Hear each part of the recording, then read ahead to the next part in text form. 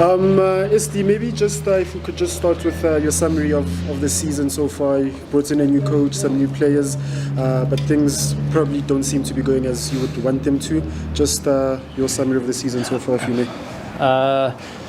I think a difficult question. If I had to surmise the season, we brought in about 7 players, a new technical staff, and I think everyone saw exactly how the season began from a technical perspective. Of course, a season where there's going to be a lot of changes. We had always requested for the supporters, for the stakeholders to understand there's a great deal of patience that will be needed. Having said all of that, I mean, we deliberately took the approach of signing from the back first.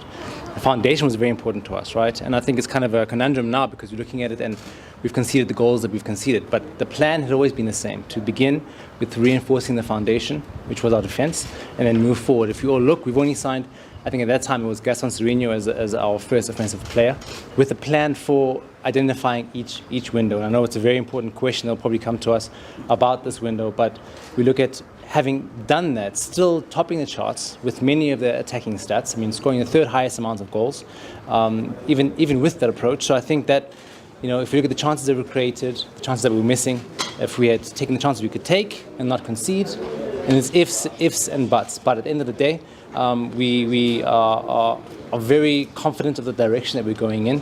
And with all of those parameters having been met this season, I think that the team could be in a very different position in terms of the league standings.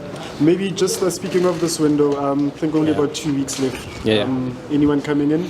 The coach has been very blunt about needing some more. Yeah, I think it's always a sensitive topic because we would love as a team to be able to be transparent and speak to the people. I mean, our people and the fans are the most important people and stakeholder, and we respect them tremendously highly. And I really want to just take away this connotation that the club is not doing anything, the club does not respect its supporters.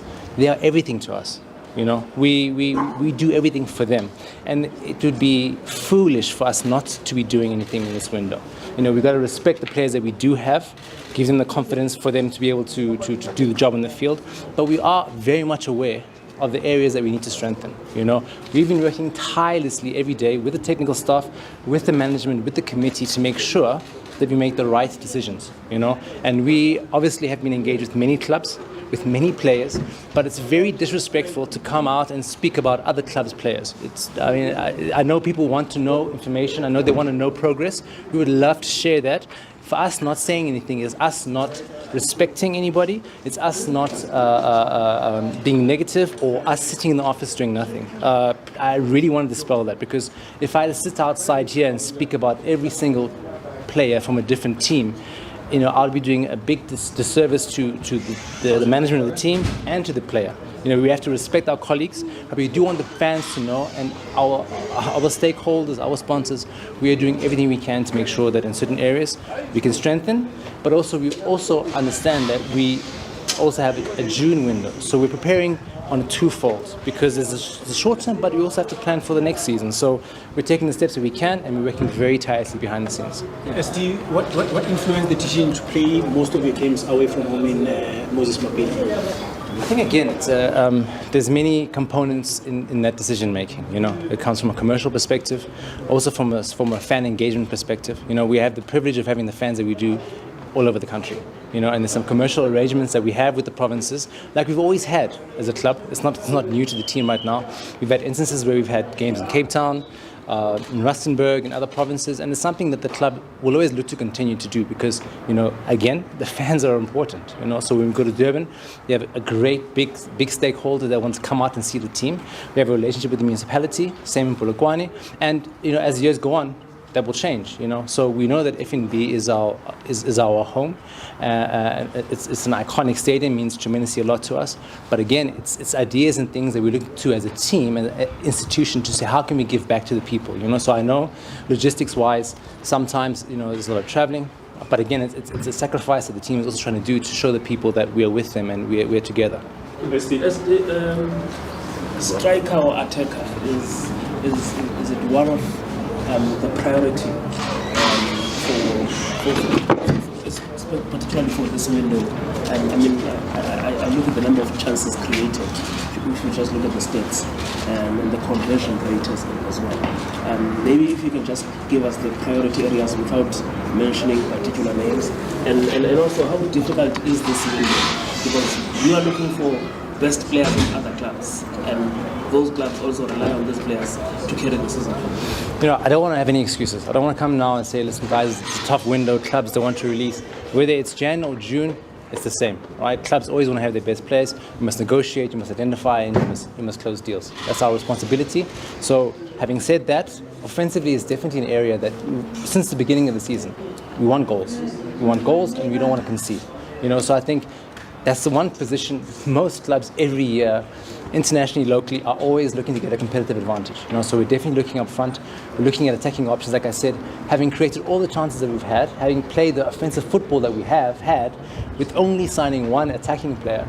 It bears testament to a lot of good work on the ground, good work by the technical staff.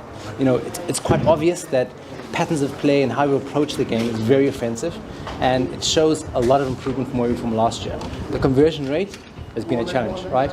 If we had to convert the chances that we had, would we be sitting here saying we're looking for strikers and attackers?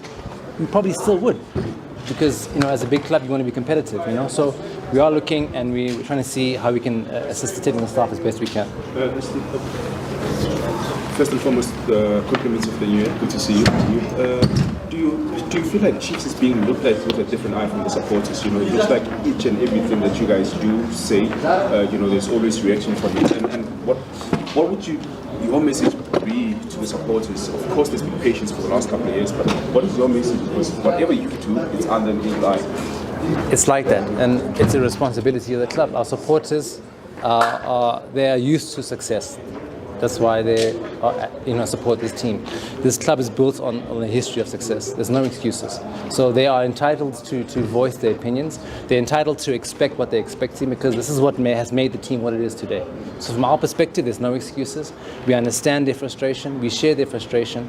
And I think that's the thing that they need to know, is that we understand and respect their frustration. Yes, we are trying our best we can to make sure it's results. I can say a million things in front of you. I can say a million things to them. They're going to say, SD, you've said this, we want results. We want 3 points, we want to feel happy, we want a trophy in the cabinet, and we respect that and we understand that, and that's normal. You know, so we know that any move we make will get looked at, but this is a big team, and we have to understand that comes with responsibility, but we must behave that way. SD, how true is this theory that some teams in the league make it difficult for you as far as transfer negotiations are concerned? Have you maybe experienced that since taking over the SD? To be fair, I don't even want to entertain that. We hear all the other clubs are our partners, they're stakeholders in the league. We need each other, they need us, we need them, and it's a situation of us coming to negotiations. They always will have their standpoint, they want to keep their best players. If you had to ask me, anybody coming to ask, sell us Shabalala, I would say no. It's part of negotiations, it's part of the industry, it's part of the business. They have their goals they want to achieve, we have ours. So it's about us engaging in a positive way and trying your best you can to achieve your goals. So we respect them and they respect us, and it's part of the industry. I think you find that worldwide.